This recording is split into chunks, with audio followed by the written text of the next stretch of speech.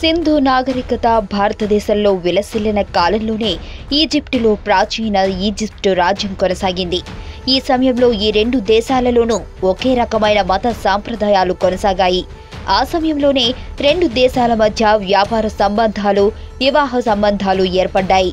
హైందవ మతంలోనూ మరియు ఈజిప్టు మతంలోనూ దాదాపు ఒకే రకమైన పురాణ ఉదాంతాలు ఉండటం విశేషం.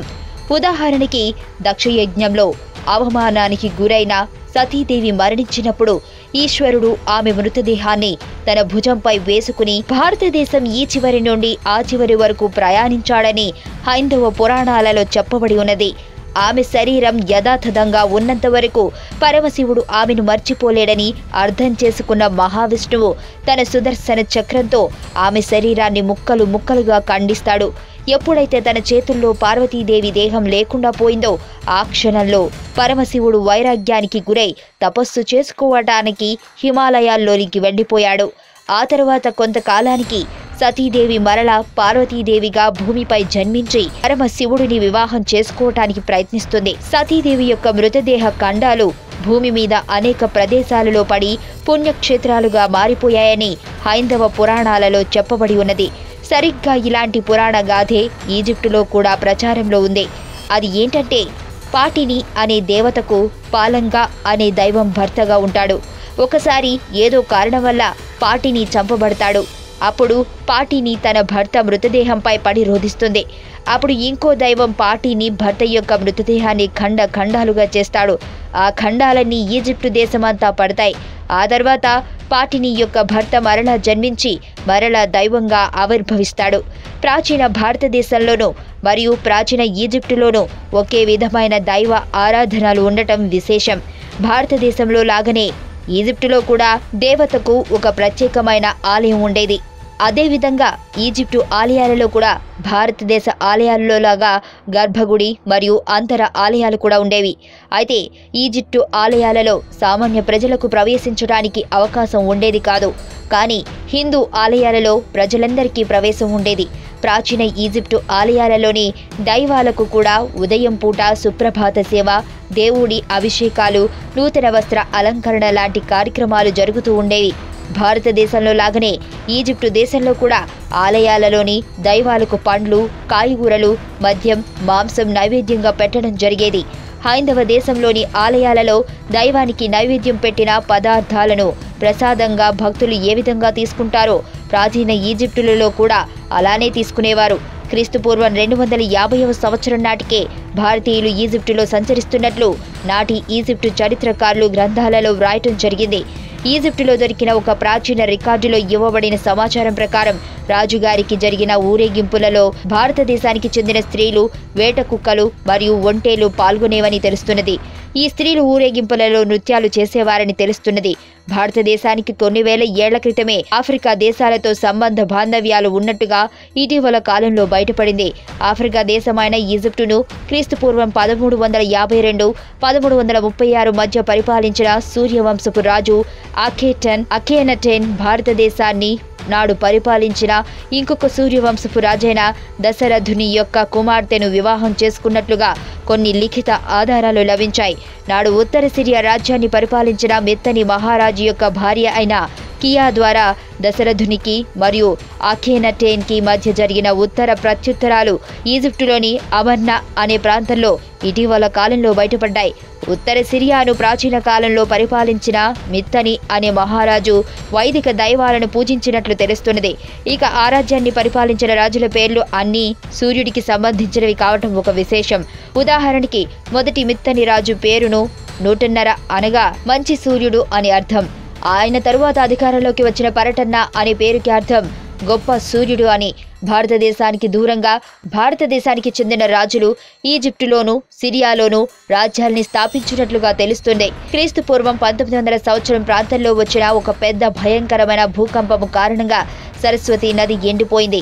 ఆ సమయంలో అక్కడ ఉన్న ఇండిక్ జాతి ప్రజలు భారతదేశానికి పశ్చిమంగా వలసపోయారు.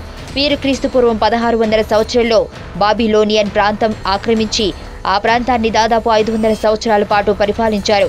ఈజిప్టు దేశానికి చెందిన ప్రజలు తమ పూర్వీకులు తూర్పు దిక్కు నుండి సముద్రం మీదుగా ఈజిప్టుకి చేరారని చెప్పడం జరుగుతున్నది.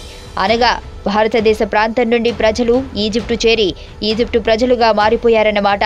ఇంకా సింధు నది నుండి దక్షిణ అరేబియాకు మరియు ఈజిప్టు తీరానికి సముద్రం ద్వారా ప్రయాణ సౌకర్యాలు ఆనాడు ఉండేవి. ఈజిప్టు వారు దక్షిణం నుండి తూర్పు నుండి వచ్చే వ్యాపారాన్ని పొందటం కోసం ఎర్ర సముద్రం నుండి నైలు నదికి ఒక కాలువను తువ్వారు. పూర్వం ఆసియాలోని చాలా దేశాలు భారత సామ్రాజ్యంలో భాగాలుగా ఉండేవి. అందుకు ఉదాహరణ సౌదీ అరేబియాలోని మక్కా నగరం పూర్వం ముఖేశ్వర నగరం అని పిలువబడేది.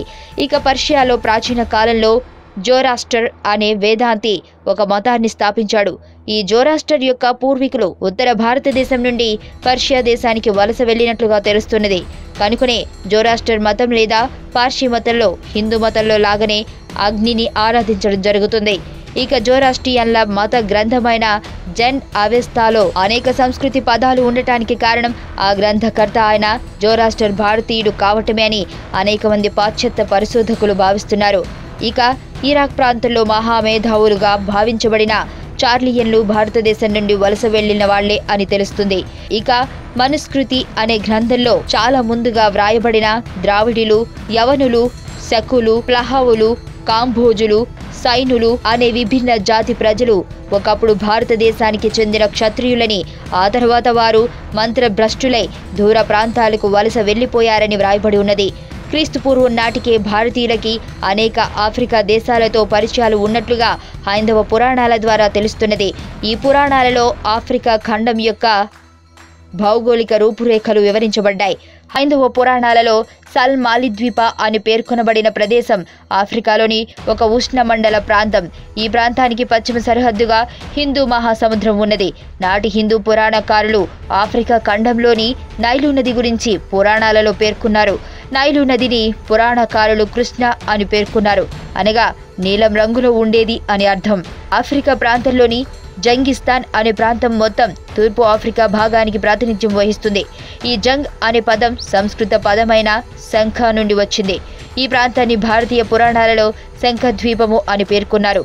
భారతీయ పురాణాలలో మియర్ అని పేర్కొనబడింది ప్రాచీన ఈజిప్టు దేశాన్ని అని తెలుస్తుంది. తీయటి నీటితో నిండి ఉండే ఆఫ్రికా దేశపు విక్టోరియా సరస్సును భారతీయ పురాణకారులు అమర్ అని పిలిచారు.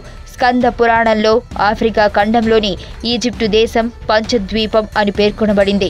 2000 సంవత్సరానికి పూర్వమే ఈజిప్టు దేశంలోని అలెగ్జాండ్రియా పట్టణంలో భారతీయ పండితులు అనేక మంది కనిపిస్తూ ఉండేవారు. భారత మరియు ఈజిప్టు దేవాలయాల మధ్య ప్రాచీన కాలంలో దగ్గర సంబంధం ఉందన్నది నిరూపించే ఒక పురావస్తు ఆధారం ఇటీవల కాలంలో లభించింది. అది ఏమిటంటే భారత ఉపఖండంలోని లోథాల్ ప్రాంతంలో ఒక మట్టిలో తయారైన మమ్మీ బయటపడింది. ఈ మమ్మీ ఈజిప్టు మమ్మీని పోలి ఉన్నది. అంతేకాకుండా మొహంజదారో ప్రాంతంలో కూడా ఒక మట్టి మమ్మీ బొమ్మ బయటపడింది. వేదకాలంలో భారతదేశం నాగరికత ఈజిప్టు దేశాన్ని చేరినది అని పౌల్ విలియం రాబర్ట్ అనే పరిశోధకుడు తెలియజేస్తున్నాడు. ప్రాచీన ఈజిప్టు దేశానికి చెందిన హీరోగ్రాఫిక్ లేఖనాలు మరియు వేదాలలోని అంశాల మధ్య ఎన్నో పోలికలు కనిపిస్తాయి. కొంతమంది అభిప్రాయం ప్రకారం దక్షిణ భారతదేశానికి చెందిన ద్రావిడులు ప్రాచీన కాలంలో ఈజిప్టు దేశానికి చేరుకుని అక్కడి నాగరికతకు పునాది వేశారని తెలుస్తుంది. వారు దక్షిణ భారతదేశానికి ఫంట్ అని పిలిచారు. ఎంఏ ముర్రే అనే చరిత్రకారుడి అభిప్రాయం ప్రకారం ఆఫ్రికా ఖండంలోని ఈజిప్టు దేశంలోని ప్రజలలో అధిక సంఖ్యాకులు ఆఫ్రికన్లు కాదు, ఆసియన్లు అని తెలుస్తున్నది. ప్రాచీన కాలంలో భారత పశ్చిమ తీరంలోని సోపోరా రేవు నుండి కేరళలోని ముదిరిస్ రేవు నుండి ఈజిప్టు దేశానికి అనేక రకాల వస్తువులు, సుగంధ ద్రవ్యాలు ఎగుమతి అవుతూ ఉండేవి. ఈజిప్టు దేశం మొదట గ్రీకుల చేత, ఆ తర్వాత రోమన్ల చేత జయించబడినప్పటికీ భారతదేశంతో ఉన్న ఈ వ్యాపార సంబంధం అలాగే కొనసాగింది. మీకు తెలియని మరిన్ని రహస్యాలను తెలుసుకోవాలనుకుంటున్నారా? అయితే సబ్స్క్రైబ్ చేయండి రహస్యవాణి.